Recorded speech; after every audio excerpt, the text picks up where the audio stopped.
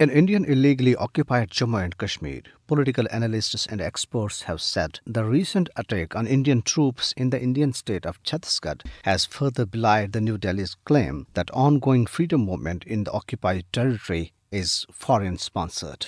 At least 22 Indian troops were killed, 32 injured, and many, including one from Jammu, were missing in an attack by Maoists in Bastar region of Chhattisgarh on Sunday last. The Naxalites are an insurgent group that draws inspiration from far-left radical communists supportive of Maoist political ideology. The Maoist rebels of northern state of Chhattisgarh, Tripura, Meghalaya, Mizoram, Manipur, Assam, Nagaland and Arunachal Pradesh, called Seven Sisters, are taking on a secessionist movement for 3 decades after India, the so-called biggest democracy in the world, has snatched their tribal or regional sovereignty. There are many instances in the past when they killed, wounded and made hostage more than 50 and even 100 Indian troops in one attack, which is indicative of them being quite resourceful. But the question is, from where do they get these resources? The political analysts and experts say that liberation movements have been going on in several Indian states and the locals are fighting the brutal Indian army and paramilitaries to get their homelands liberated from the Indian yoke.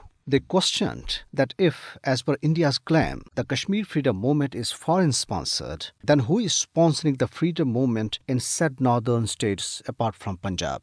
They pointed out that India has always attempted to defame the Kashmiris' indigenous freedom struggle by linking it to terrorism. The world must realize now that it is India which, behind the wall of blame game against Pakistan, always tried to hoodwink the world and hide its criminal face.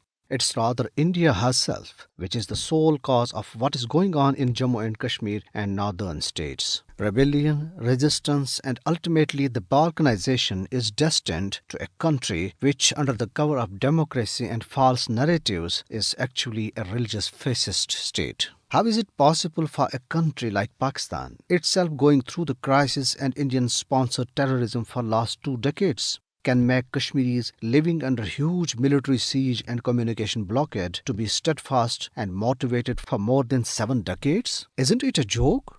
Not a single sensible person in the world can buy that lame Indian propaganda.